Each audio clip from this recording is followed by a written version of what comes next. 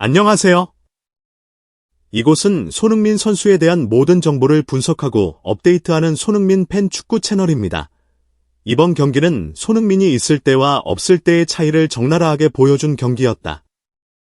이 말은 과거부터 손흥민이 빠진 토트넘의 경기를 두고 매번 나온 평가였다.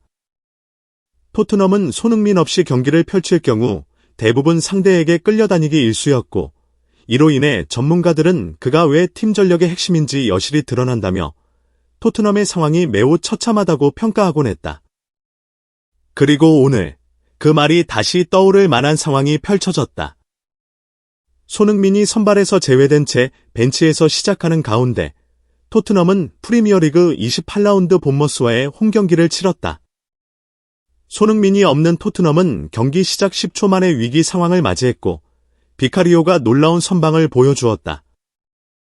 그러나 불과 3분 후 똑같은 상황이 다시 발생하면서 경기 시작부터 연속적인 수비 실수와 공격 전개 실패, 그리고 최악의 팀워크를 보여주었다. 경기 초반부터 포스테코글루 감독의 전술적 문제는 더욱 부각되기 시작했다. 이전까지는 손흥민이 경기를 이끌며 팀의 화합과 개인기 플레이로 상대와의 실력 차이를 메워왔지만 이날 토트넘 선수들의 집중력은 최악이었다. 이에 영국 현지 전문가들과 대다수 팬들은 조만간 손흥민이 토트넘을 떠난다면 사실상 토트넘은 이군에서도 통하지 못할 실력이라며 포스테코글루 감독의 전술뿐만 아니라 손흥민을 제외한 팀원들의 실력에도 충격적인 비판을 가했다. 오늘 경기에서 손흥민이 선발에서 제외된 것은 오는 13일 예정된 유로파리그 16강 2차전 알크마르전 때문으로 보인다. 토트넘은 본머스와의 경기를 앞두고 10승 3무 14패로 리그 13위에 머물러 있었고 본머스는 12승 7무 8패로 9위에 올라 있었다. 리그 순위 경쟁도 중요하지만 현재 토트넘은 유로파리그에서 살아남는 것이 더 절실한 상황이다. 지난 알크마르 원정에서 0대1로 패배하며 16강 탈락 위기에 몰린 토트넘은 2차전에서 2골 이상 차이로 승리해야만 다음 라운드에 진출할 수 있다. 이날 손흥민이 벤치에서 시작한 가운데 토트넘의 선발 라인업은 비카리오, 포로, 로메로, 다이어, 스펜스, 벤탄쿠르, 솔랑케 등이 자리 잡았고 로테이션으로 존슨, 비수마, 사르, 오도베르트가 투입되었다. 토트넘은 경기 시작 1분 만에 실수를 범하며 위기를 맞았다. 로메로의 패스미스로 본머스의 에반 은우수가 슈팅을 시도했으나 비카리오 골키퍼의 선방으로 실점을 면했다. 하지만 불과 3분 후 전반 4분 클루이베르트가 박스안까지 침투하며 다시 한번 슈팅을 날렸고 이번에도 비카리오가 막아냈다.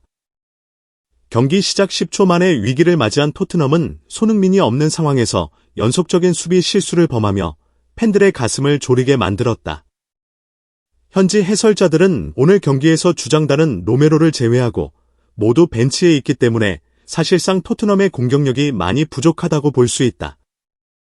그럴수록 토트넘은 역습에 대비해야 하며 수비가 더욱 견고해야 한다라고 평가했다. 경기 초반부터 이런 집중력을 보여준다면 토트넘은 오늘도 최악의 패배를 경험할 것이라는 우려가 나왔다. 손흥민이 없는 토트넘은 반격을 시도했지만 공격에는 전혀 날카로움이 없었다. 전반 6분 솔랑케의 슈팅은 골로 연결되지 못했고 전반 10분 비수마의 슈팅도 수비벽에 막혔다. 이러한 상황을 두고 전문가들은 이런 경기를 보면 손흥민의 벤치행이 너무나도 아쉽다. 토트넘은 삼각편대를 이용해 수비수를 최소 2명 이상 끌어내야 골을 넣을 수 있다. 그 역할을 늘 손흥민이 해왔다. 포스테코글루 감독은 베르너, 오도베르트, 존슨을 활용해 이와 비슷한 모습을 보여주려 하지만 사실상 불가능한 상황이다라며 토트넘의 심각한 전력 문제를 지적했다. 토트넘은 공을 소유하고 있었지만 손흥민의 창의성과 결정력이 없는 상황에서 결정적인 기회를 만들어내지 못했다.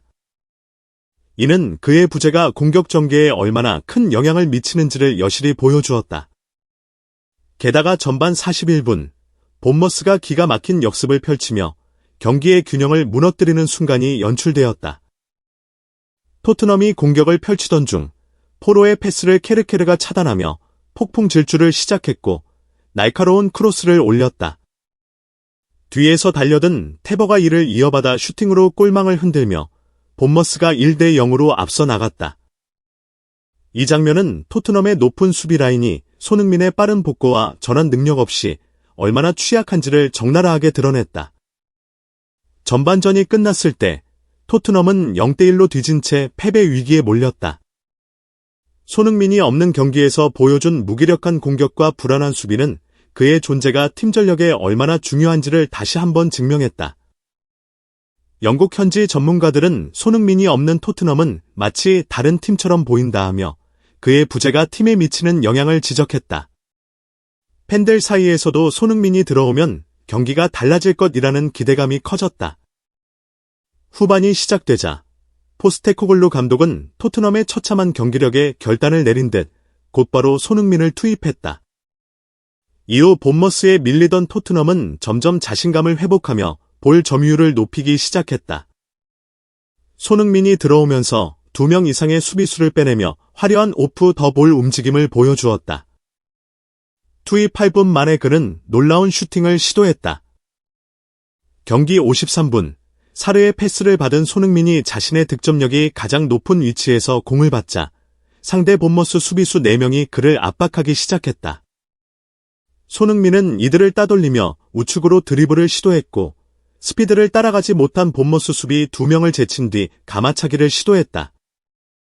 현재 팀적으로 아무것도 만들어 내지 못하고 있는 토트넘의 상황에서 손흥민의 개인기가 절실했으며 이는 정확하게 들어맞았다.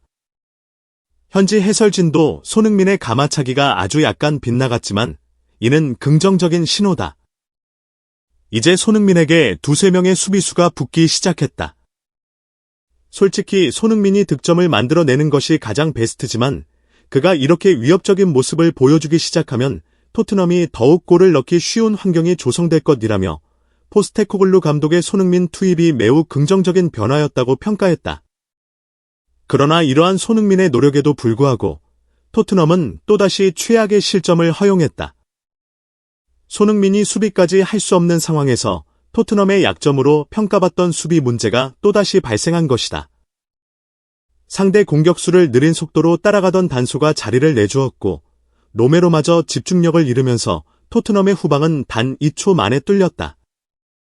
공을 끌고 가던 본머스의 에반 은우송은 쇄도하는 비카리오를 가볍게 넘기며 골을 성공시켰다. 토트넘의 에이스로 평가받던 수비수들은 집중력을 잃었고 전혀 본머스 공격수들을 따라가지 못했다. 이에 손흥민은 분노하며 수비수들에게 집중하라고 외쳤다. 현지 전문가들은 토트넘의 수비수들이 전혀 본머스의 공격을 따라잡지 못하고 있다. 마치 단체로 과음을 한 것 같은 모습이다. 유일하게 집중하라고 소리치는 선수는 주장인 손흥민뿐이다 라며 답답한 심정을 드러냈다. 역시 토트넘의 유일한 해결사는 손흥민이었다. 그런 상황 속에서 손흥민의 놀라운 플레이가 등장했다. 토트넘의 역습 상황, 공격 전개를 위해 토트넘의 골대 앞까지 내려온 손흥민은 갑자기 상대 수비를 혼란에 빠뜨리며 빠르게 돌파하기 시작했다. 3명의 수비수를 제치며 왼쪽 공격 진영을 뚫기 시작하자 상대 수비수들이 그를 잡기 위해 달리기 시작했지만 이미 가속도가 붙은 손흥민을 따라잡기에는 역부족이었다.